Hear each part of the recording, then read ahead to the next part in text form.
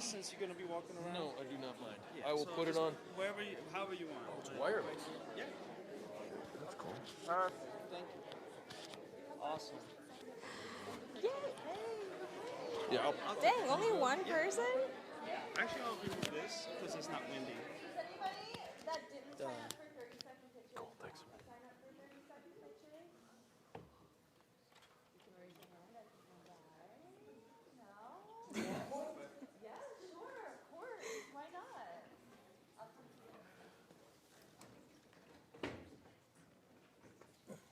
All right. Well, as we get started, my name is Anita. I am one of the co-hosts, and this is Nisa. For a show of hands, whose first Creative Mornings is this? Oh, welcome, welcome, y'all. Happy to have you here. We are just one chapter of many in our global ecosystem. So we are in 244 cities, chapters all across the globe, about 70 countries, 27,000 attendees per month, 11,958 talks online, 13.7 million video views. So if you're ever interested to see what other cities around the globe are up to, creativemornings.com, pick a city. Most of them live stream like us as well. So it's just something really, really cool. If you ever find yourself in a different city, if you love what we do, they are everywhere, and they're pretty, pretty cool.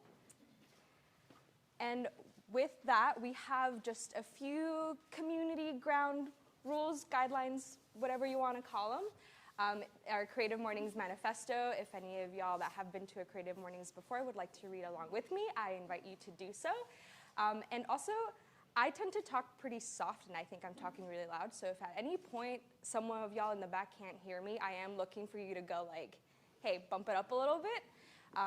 Everyone is creative. A creative life requires bravery and action, honesty and hard work. We are here to support you, celebrate with you, and encourage you to make the things you love. We believe in the power of community. We believe in giving a damn. We believe in face-to-face connections, in learning from others, in hugs and high fives. We bring together people who are driven by passion and purpose, confident that they will inspire one another and inspire change in neighborhoods and cities around the world. Everyone is welcome. Thank y'all so much. Woo! And Creative Mornings, as a global organization, we are sponsored by Adobe, so thank you so much to them. They are back as a global sponsor for us. Something that we are sharing is Adobe Express. If any of y'all are into quicker designs as a creative community, we invite you to check them out. And I will hand it over to Chris. Hi, everyone. I'll keep it quick because Hi, everybody. Thank you all. Cirrus Visual is so honored to be a part of this creative community. Honestly, I personally have been, I was at the first anniversary, I was just at the 5th anniversary, and proud to be one of the guest speakers last year in March. One of the highlights of my life was an old white dude. Don't take this the wrong way, please. But I love you all. I swear to God, I leave here with such high vibes and high fives every time. It's so easy for me to go back to the boss, Brandon at Cirrus, and say, hey, how can we help Creative Mornings? Can we help Creative Mornings? And he immediately responds with generosity, right? So we just do little stickers and the brochures and the roll-up banners and those types of things. It's the least we can do. Anyways, I'm the art director there. We have a full team of designers, digital, print, and video, and of course print. That's the foundation of our business, right? So we have a world-class, large and small format print department, and of course promoting events, things like L Tour, everything that went into L Tour, everything we did. So that's our whole design, print, promote. We kind of take it all for you, so we help you out. If you haven't been to Cirrus, we have an enhanced tour experience. I guarantee you will leave there with inspired and with a bag of swag, no joke. So please see me afterwards, and I'll be giving a pitch to, I do lots of other things, so you'll see me again. Thank you. Thank you. Okay,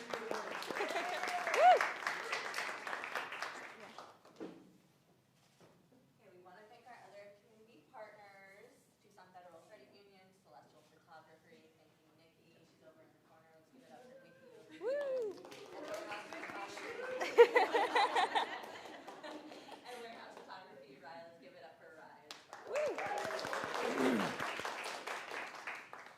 are online on Facebook and Instagram. If you are interested in following our hashtag, tagging us in your pictures, we would love to see your stories. Hashtag Tucson is creative and at CM_Tucson. And our venue sponsor, Southwest Archaeology. I think it was Danny. Archaeology Southwest, there you go. I will say, I can't remember who was supposed to speak, but if you are interested, feel free to come up, and if not, I will remember. Or I'll volunteer one of y'all. Good morning. My name is Alicia Hansel. I work here at Archaeology Southwest, and we are picking back up in our 6-part free lecture series all about dogs and their history in the archaeological record. So there's 3 more left. February, March, and April. They're always the first Tuesday evening of the month. And it's at Catalyst. Who has been to Tucson Mall and seen that cool creative space where you can like take classes or make a podcast or like learn how to build a robot, take a lesson in music? Well, that's where our lecture is going to be. So Tuesday, February 4th. Third. February 3rd. Please come. Doors open at 5:30 and the talk will begin at 6. And we provide food from Humble Board, a massive charcuterie table It will thing. feel like you were at the King Arthur's rectangular table. And we'll also have libations and like information about what we do here. But thank you so much for coming. And I just want to give a shout out to Decibel Coffee and the burrito place. Where did you go? Paco's. Pacos. So thank you. Thanks for coming. And let's say.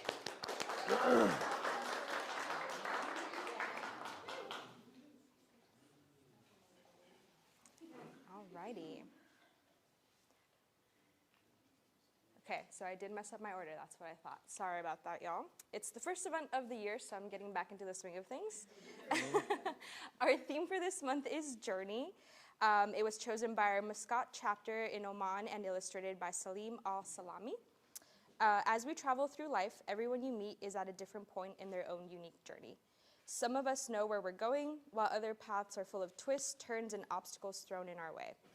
The trick is to embrace the detours and delays, because there are no shortcuts on a journey of self-discovery or creative expression. Just please remember, you are not traveling alone. So that is our intro for our month. And then very quickly on our speaker, heading back to the wrong slide here, meet Steve Nash. He is the president and CEO of Archaeology Southwest and is standing right behind us in this room here. He's been in Tucson since January of 2024. Prior to then, he served as director of anthropology at the Denver Museum of Nature and Science from 2006 to 2023, and head of collections in the Department of Anthropology at the Field Museum in his hometown of Chicago. Steve earned his MA and Ph.D. degrees in anthropology at the University of Arizona and his BA at Grinnell College in Iowa. As Steve likes to say, the epic sweep of humanity is indeed mighty cool to behold. Over the course of his career, he has done archaeological fieldwork on Neanderthal sites in southwestern France and in sites across the American Southwest, including tree ring dating at Mesa Verde National Park. He is a recognized world leader in the voluntary repatriation. Thank you. And return of ancestors and belongings that are housed in museums in the absence of informed consent, most notably to the Mijikenda Mijikenda. Yep. Thank you, people of coastal Kenya. He has published 10 books and dozens of peer-reviewed journal articles, as well as more than 60 curiosity columns at the award-winning online anthropology magazine, sapiens.org. So with a round of applause, I'd like to welcome Steve Nash.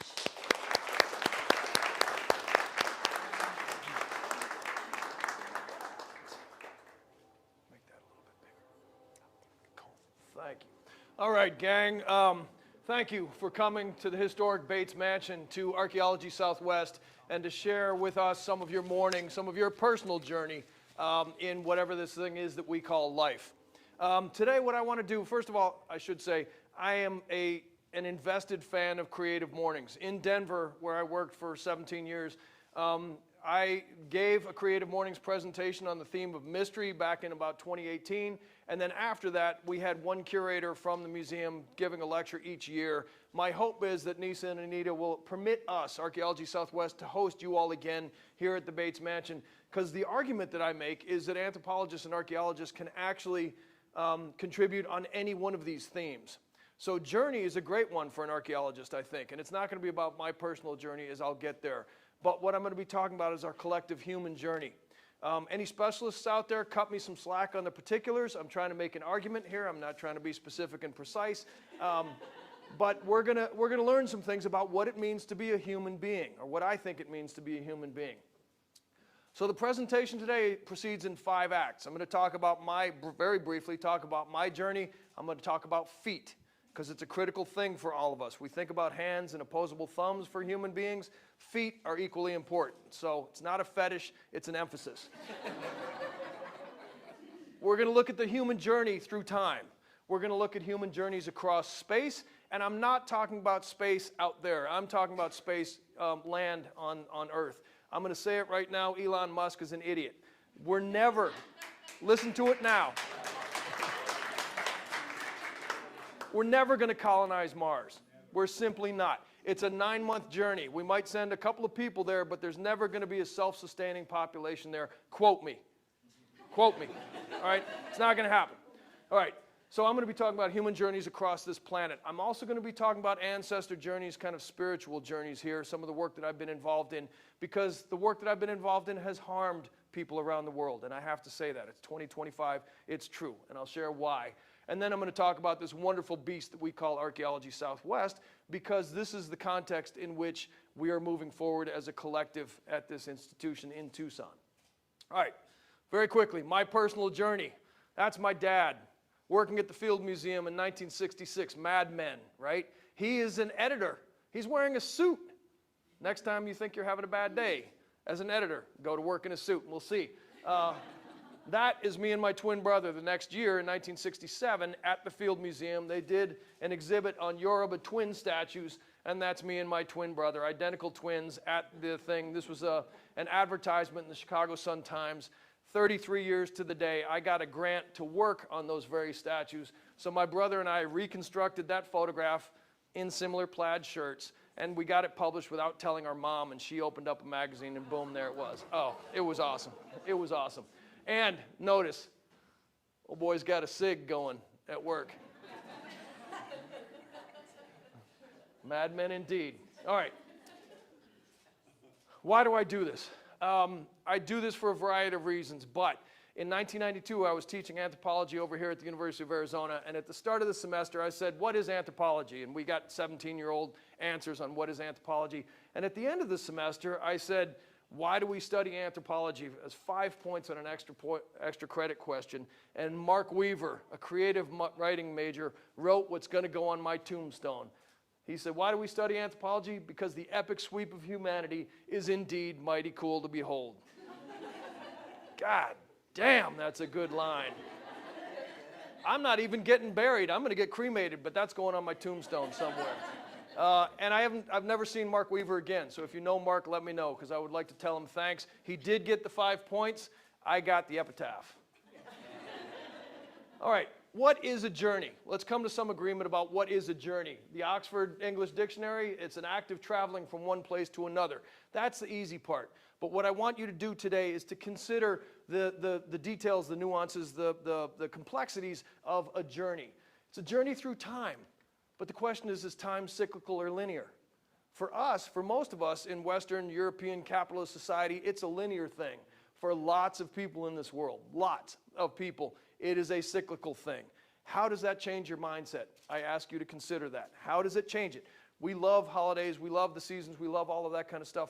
But if that was our primary temporal mechanism, would we be so extractive from the landscape? Would we engage in more stewardship from the landscape? I don't have the answers to those questions, but I want you to think about it, because it's sort of the essence. It strikes at the essence of what it means to be a human being. Journeys across space. That can be literal or metaphorical, can't it? You can walk somewhere, or you can go there in your mind. That's the beauty of being human, right? We can go places in our minds. We can dream.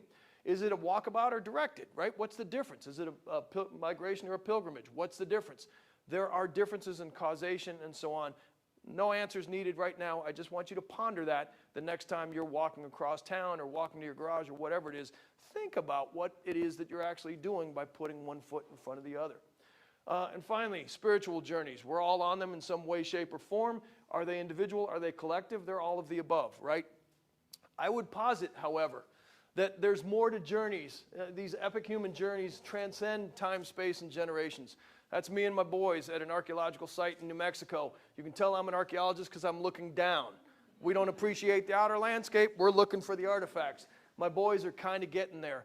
But human beings use journeys as metaphors and as great storytelling and all that. The Epic of Gilgamesh. Virtually all human origin stories involve journeys through time and across space. Just because we live in modern Western capitalist society doesn't mean that we're not engaged in those kinds of journeys. So think about it, feel it, talk to the world as you go about this kind of thing, and your relationship to the space that you're in is going to change because we're all on journeys, multiple journeys all the time. All right, so Leonardo da Vinci, for all you artistic types and creative types, Leonardo da Vinci loved human feet, and that's what he said about him. It's a masterpiece of engineering and a work of art. For those of us with bad feet, you might quibble with that, but all right, you know, oh boy, made him look pretty good. And he analyzed the structure of the human foot. So, again, part of our human essence is having free hands that we can do things with. Part of our human essence is also bipedalism. So let's take a look at feet in the archaeological record. Just last November, a major scientific discovery was announced in which in a deposit 1.5 million years old in eastern Kenya, the footprints of 2 human species were found in the same sediments. This is Paranthropus boisei. Yeah, that's a bipedal foot. That's a footprint, but that's not you or me. If it's you, you need surgery. That's not you or me. This one is Homo erectus. That's the one who's most closely related to us. Again, it's not really us, but it's starting to look like us.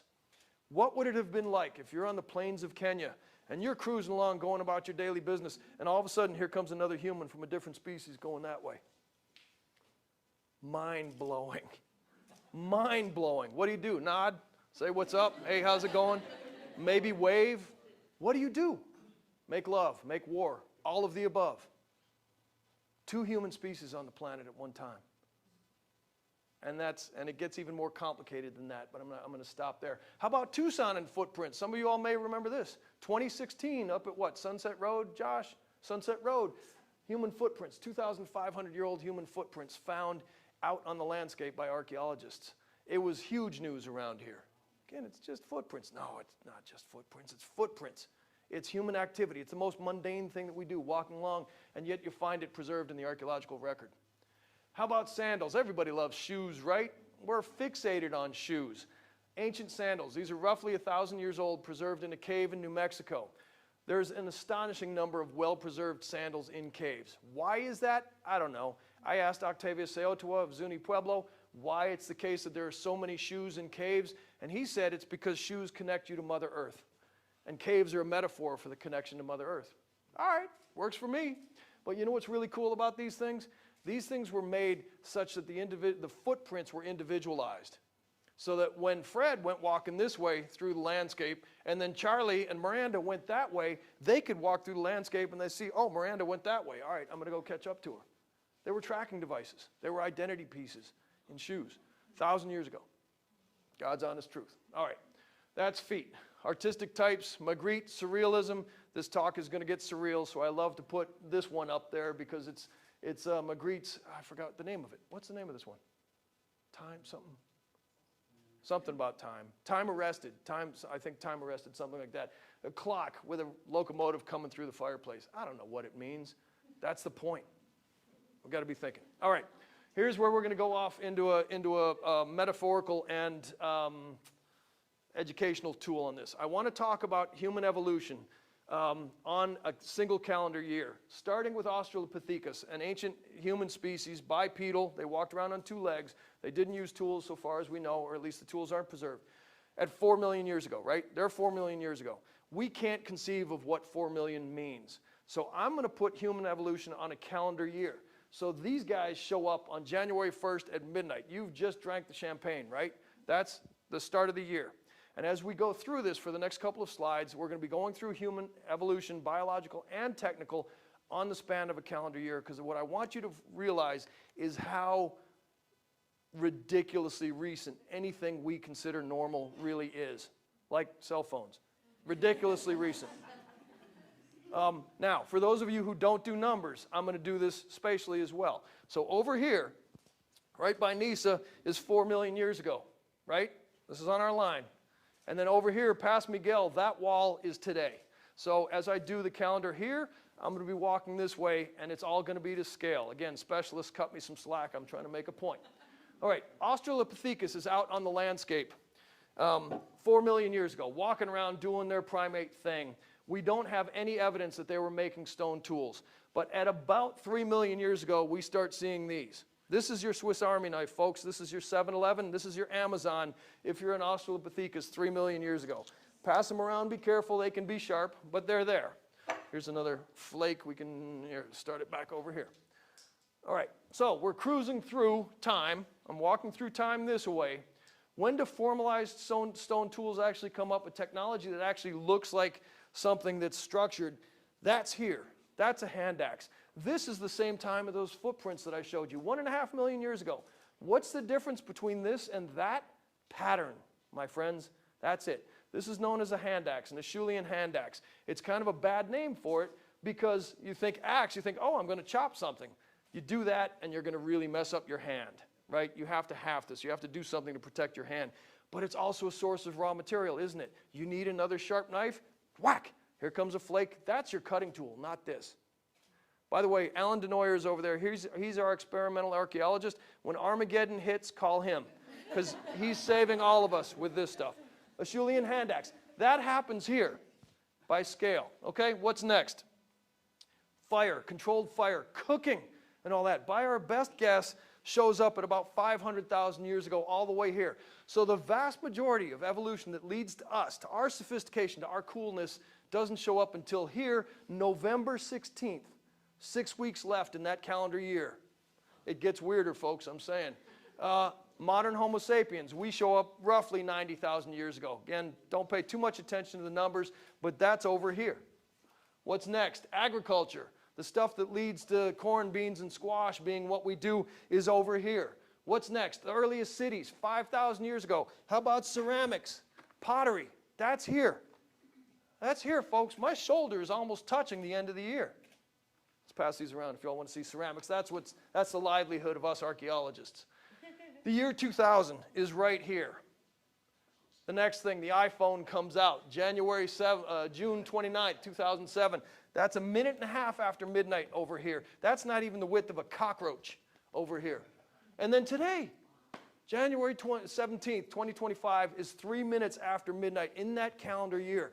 Everything that you think is normal, everything that we think is normal is abnormal considering the long history of human evolution. Yep, let's all go drink. Everything is bizarre from our experience across space and through time. All right, what about human journeys across space? I love this map.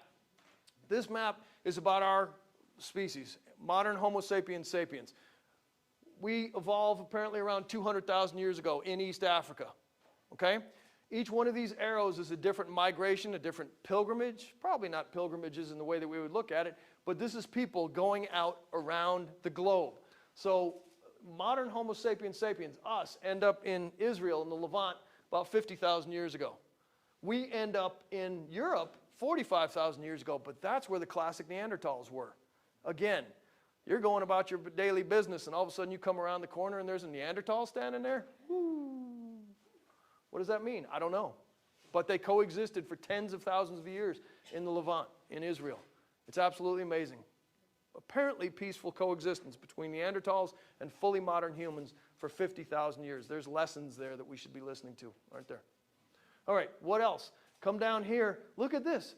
Australian continent, 65,000 years ago. Modern Homo sapiens sapiens were on the Australian continent 65,000 years ago. What's remarkable about that? Australia has always had a gap of at least 50 miles of open water between the rest of Southeast Asia and Australia. How did humans get there? Deliberately, I would say. There were archaeologists back in the day who said, well, it must have been a pregnant female clutching a log who drifted 50 miles and then reproduced with their kid. Ridiculous. That's 1960s ridiculousness. People went deliberately, right? But it would have been an arduous thing to do. We get into North America at least 16,000 years ago, probably like 25,000 years ago, but all the archaeological sites are buried along the Pacific because ocean levels have risen since the Ice Age. But they come late. How about these guys? Hawaii, only 1,000 years ago. New Zealand, 1,000 years ago. That's mind-blowing journeys across space. Again, public service announcement, folks. The next time you're having a bad day at work, think about this. That, my friends, is a Marshall Islands stick chart. It's a map. It is a map of the South Pacific. And every cowrie shell that you see is not an island, it's an island chain. And every piece of rattan, wickerwork, bamboo, wickerwork, I can't even talk anymore. Every one of those lines is either an ocean current or a predominant wind current. And when you want to become captain of an outrigger canoe, you apprentice for a very long time. Then your exam is to lie down in an outrigger canoe blindfolded. And your professors, as they were, sail you out into the South Pacific, and then they take your blindfold off, and then they shut up. They won't talk to you. And your job is to sail across the South Pacific, is to sit there and wait until you feel the ocean currents and the winds and the birds and everything else until you know which way to go, and then you make a beeline for one of those island chains out there. Look it up, folks. In the land of GPS technology, there are folks still doing this. Absolutely mind-blowing human ingenuity. It's not going to take them to Mars, but it took humans all over the Pacific, and I think that's really cool. I don't want to do it, but I think it's really cool. All right, how many of you have been to Mesa Verde, Chocolate Canyon? Oh, good, a lot of you. I should have put disappearance instead of abandonment up there, but you've heard about the disappearance of the Anasazi. We don't talk that way anymore. We don't talk about disappearances. We don't say Anasazi, we say ancestral Puebloans. What about the mysterious disappearance of those folks from that part of the world? It is true, at Mesa Verde, construction stopped at 1281 AD. The last tree ring date that we have of somebody building something up there is 1281, and then they no longer lived at Mesa Verde. Talk to the Hopi, talk to the Zuni, they all know where they went. They went on their journey. But here at Archaeology Southwest, we studied the archaeology of the San Pedro River Valley down here, and Tonto Basin up here, and then other things. And I was talking to Jeff Clark, one of our archaeologists, yesterday, and I said, where'd they go? And he said, they went to the rivers. There are no big rivers by Mesa Verde. They were doing dry farming with precipitation and so on, but there's no big rivers near Mesa Verde. They went to the big rivers. So they went to the northern Rio Grande Valley, and they came down here to the San Pedro. The San Pedro is still flowing today. They came to the places where they could practice agriculture in the river valleys. There's no mysterious disappearance at all. We know where they went.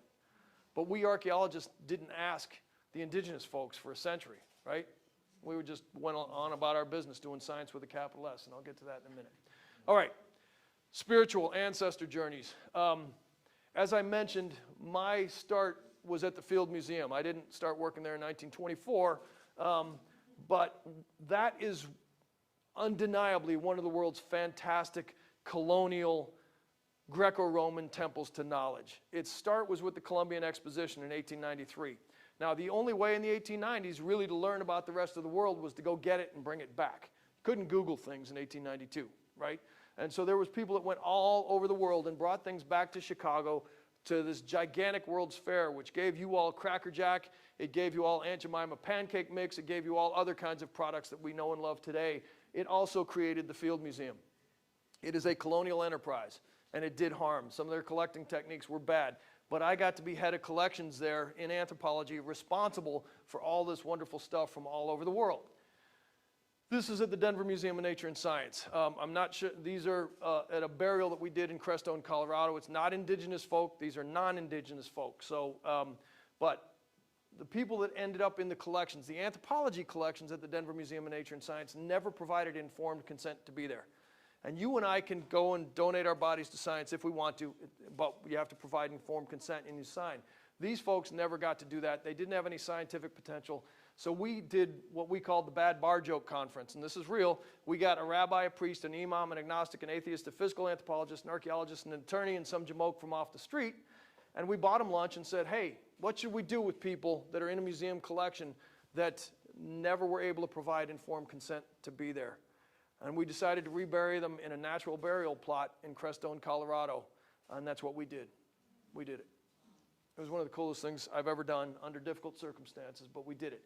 This here, this wooden thing, this wooden soul, it's called a vigango. Singular is kikongo, plural is vigango. These things ended up in museums. At least 400 of them ended up in museums, unsuspecting museums around North America, through a single art gallery in Los Angeles. An African art dealer who wanted to jazz up his business.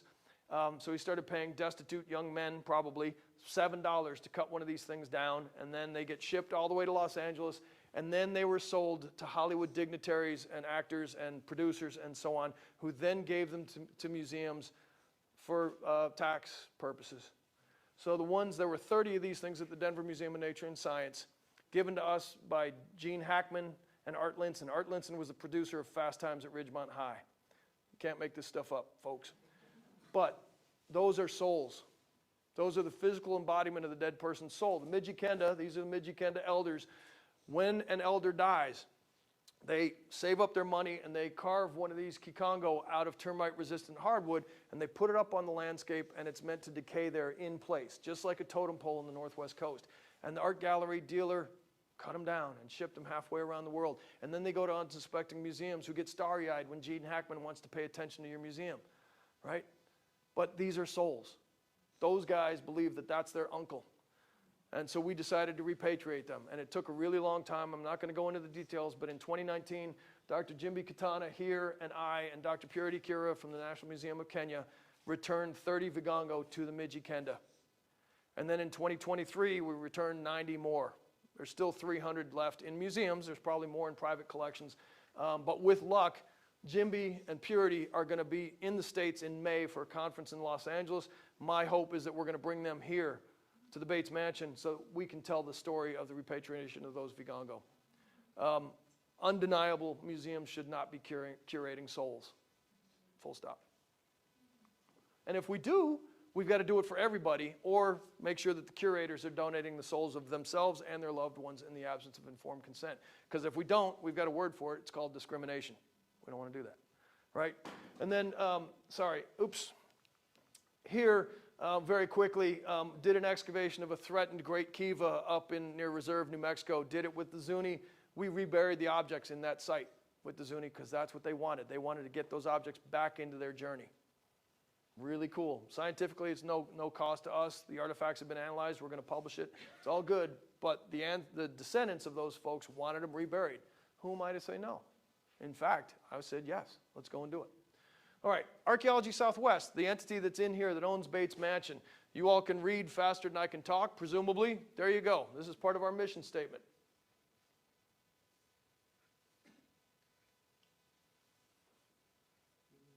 We practice a holistic, conservation-based approach to exploring, protecting heritage, and honoring diverse values.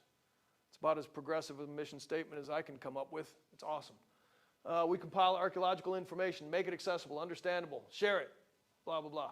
We advocate for landscape scale protection. We joined a lawsuit for the San Pedro River Valley against Pattern Energy and the transmission line that they're building through there. We lost. The transmission line is going up, but we're going to keep fighting. We're also committed to real and ongoing collaboration with indigenous communities. And to that end, last year we published a model for tribal collaboration because a lot of entities want to work with indigenous folk, want to work with tribal nations, but don't know how. I'm going to share a secret with you folks. Read the book, Everything I Needed to Know, or Everything I Need to Know I Learned in Kindergarten. It's very simple rules. Don't hit, don't steal, say please and thank you, etc. Now, I don't mean to be flippant. There are some cultural protocols you have to pay attention to, but we institutions, museums, and so on, put this barrier in place, and it's of our own making. So Archaeology Southwest published a tribal collaboration model. It says we should be emphasizing relationships. What's news about that? What is the news about that? But we codified it. We put it down. Be a good relative. Be a good relation. How about this one? Responsibility. One elder told people, younger generation, but forget your rights, remember your responsibilities. Remember I started this out talking about extraction and stewardship? There's a dynamic there in those terms. And I would say, yeah, remember your responsibilities. Yes, we have rights. We don't want to give that up. But that's not all we have. We also have responsibilities. And let's talk about that. Reciprocity, mutual exchange of privileges, redistribution. We want to achieve greater social equality and all that. We've codified that in all the work that we do here at Archaeology Southwest. So I'm going to share a quick video with you. If it works. Oops. Yeah.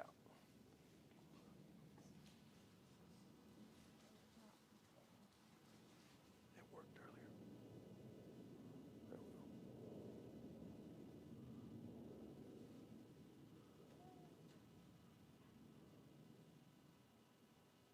Doesn't matter.